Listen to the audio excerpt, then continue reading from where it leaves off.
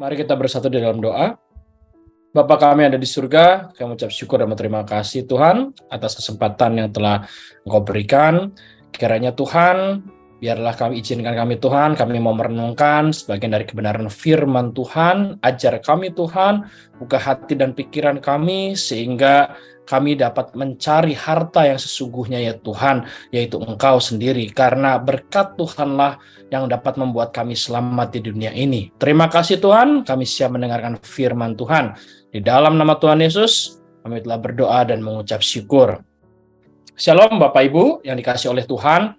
Mari kita baca firman Tuhan di dalam Mazmur pasal 127 ayat pertama dan ayat kedua. Judul renungan pada kesempatan kali ini adalah Berkat Tuhan Pangkal Selamat. Nyanyian Ziarah Salomo. Jikalau bukan Tuhan yang membangun rumah, sia-sialah usaha orang yang membangunnya. Jikalau bukan Tuhan yang mengawal kota, sia-sialah pengawal berjaga-jaga. Kita lihat Bapak Ibu, dalam perikop ini kita berbicara bahwa berkat Tuhan pangkal selamat. Tidak ada manusia di dunia ini, saya rasa tidak ada satu orang pun yang menginginkan adanya masalah di dalam hidupnya.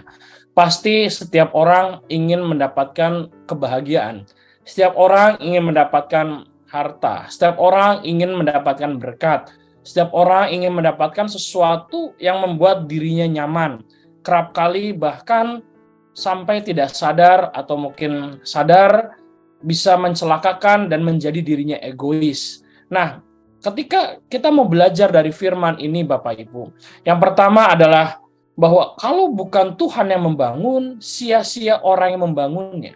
Sehingga kita bisa saja di dalam hidup kita ini kita sudah tahu bahwa kita ingin pendidikan yang bagus mungkin untuk anak-anak kita mungkin kita ingin mereka mendapatkan pekerjaan yang bagus, profesi yang bagus, mereka mendapatkan bisnis yang bagus, mereka mungkin mendapatkan juga pasangan yang terbaik dan sebagainya.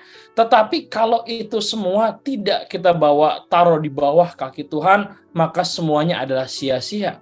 Karena jangan sampai ketika kita di dalam kehidupan kita dengan mungkin anak cucu kita menekankan bahwa yang paling penting adalah selalu mengejar sesuatu yang sifatnya sementara, yaitu harta duniawi. Sehingga ketika harta itu diambil daripada kita, berkat itu diambil daripada kita menjadi stres, kita depresi.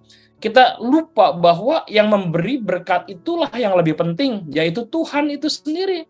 Kerap kali alangkah sedihnya hati Tuhan Bapak Ibu, bahwa ketika kita diberi berkat, bahkan ketika kita sudah melayani Tuhan, mungkin suatu saat kita diberkati, kita menjadi lupa diri, kita menjadi sombong, kita menganggap bahwa berkat itu lebih dari segalanya, sehingga kita mulai meninggalkan sumber berkat itu, yaitu adalah Tuhan. Mungkin kita bisa bilang bahwa bagaimana saya mau melayani Tuhan? Saya tidak mempunyai apa-apa, mungkin saya tidak punya kedudukan, saya tidak mempunyai jabatan. Nanti saya melayani Tuhan kalau saya sudah mendapat itu semua. Tetapi kita melihat bahwa di dalam Matius 6 ayat 33, Tuhan Yesus bilang bahwa carilah dahulu kerajaan Allah dan kebenarannya, maka semuanya akan ditambahkan kepadamu. Berarti prioritas kita jangan sampai terbalik, saudara. Jangan sampai prioritas kita adalah untuk mencari dulu dunia ini. Tetapi Tuhan bilang, carilah dahulu kerajaan Allah dan kebenarannya. Dan jangan sampai juga di dalam perjalanan kita sudah ikut Tuhan, kita mengawali dengan roh, tetapi mengakhiri dengan daging. Kita lihat lagi satu ayat di dalam Pengkhotbah 7 ayat 8. Di situ disebutkan, akhir suatu hal lebih baik daripada awalnya, panjang sabar lebih baik daripada tinggi hati. Berarti saudara, akhir suatu hal itu lebih baik. Jadi kalau sekarang pun kita sudah benar, oke, baiklah, kita bagus, kita melayani Tuhan, kita berani untuk bayar harga, kita berani untuk ambil lagi bagian lebih untuk Tuhan. Tetapi jangan lupa bahwa kita ini masih di dalam perjalanan. Bahwa dunia ini akan berakhir, dan semakin mendekati akhir zaman, keadaan di dalam firman Tuhan mencatat bahwa keadaan itu bukan tambah gampang, saudara, tetapi tambah sulit. Karena iblis juga akan bekerja semakin keras bagaimana menyesatkan semakin banyak orang. Dan bagaimana juga bisa menyesatkan bahkan orang-orang pilihan, bahkan dicatat begitu, sekiranya mungkin. Oleh karena itu, saudara, jangan sampai kita lengah pakai perlengkapan senjata Allah. Ingat bahwa yang terpenting adalah ada Tuhan bersama dengan kita, itu yang menentukan, bukan pemberian Tuhan. Karena karunia Tuhan suatu ketika bisa berakhir, suatu ketika bisa diambil daripada kita. Tetapi buah-buah roh yang Tuhan berikan dalam hidup kita, kasih itu tidak akan pernah berakhir.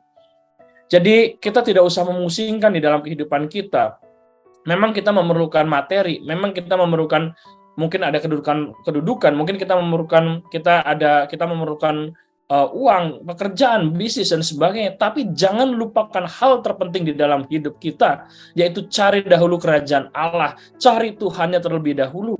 Ketika kita kerja, ketika kita di gereja, ketika kita melayani Tuhan, jangan sampai semangat itu berganti. Jangan sampai di tengah-tengah kita menjadi silau dan kita teralihkan mata kita, pandangan kita daripada Tuhan. Oleh karena itu Daud juga berkata bahwa jangan engkau ambil rohmu daripadaku ya Tuhan.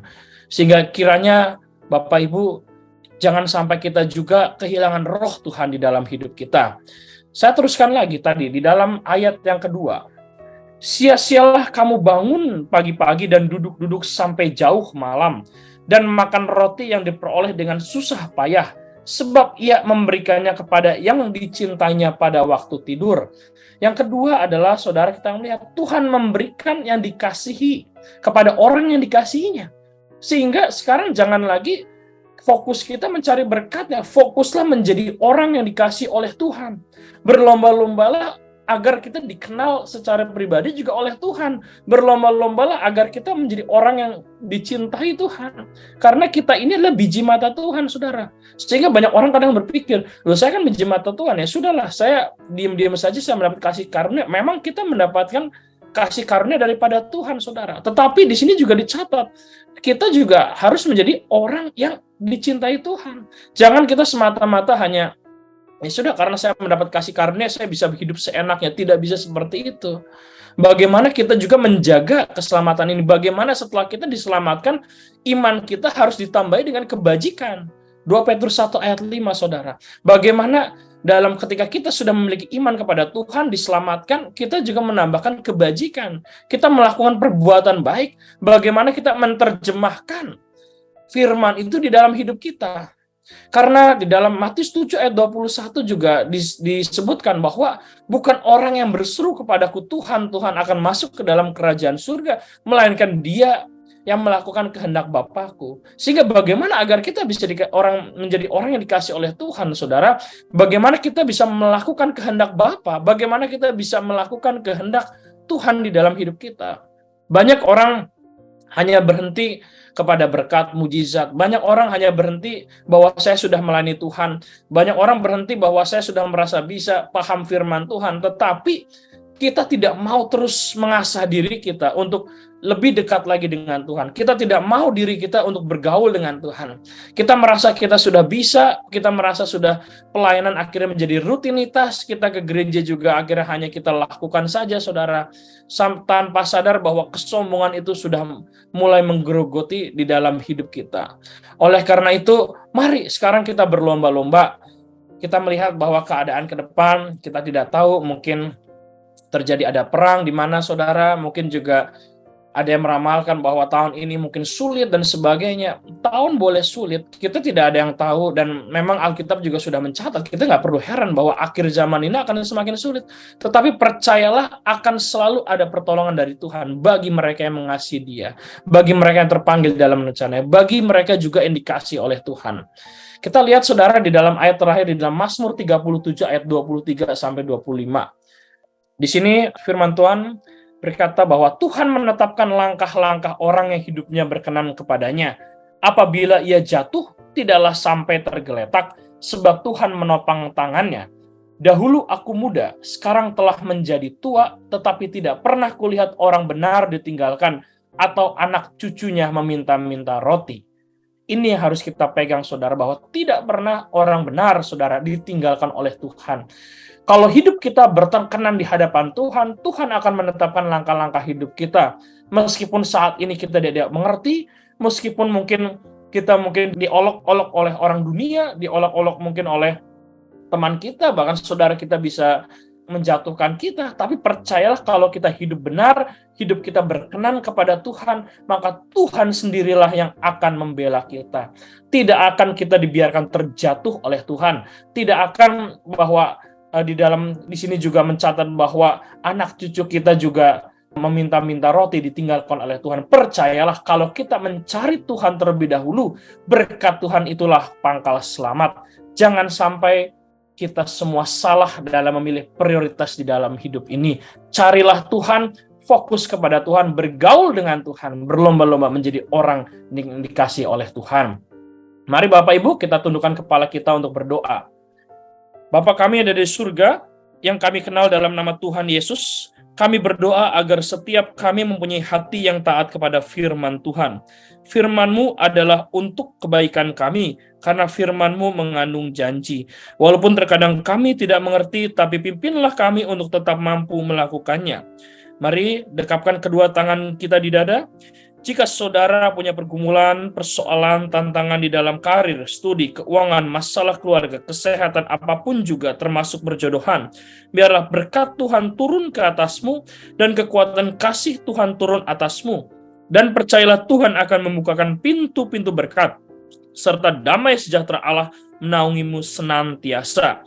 Saudara yang terkasih, jikalau ada yang sakit, mari tumpangkan tangan kita di bagian yang sakit, dan percayalah supaya kita menjadi sembuh di dalam nama Tuhan Yesus Kristus. Haleluya. Amin. Jika saudara, Bapak Ibu masih membutuhkan pelayanan doa dan keseling, dapat menghubungi nomor di bawah ini. Tuhan Yesus memberkati.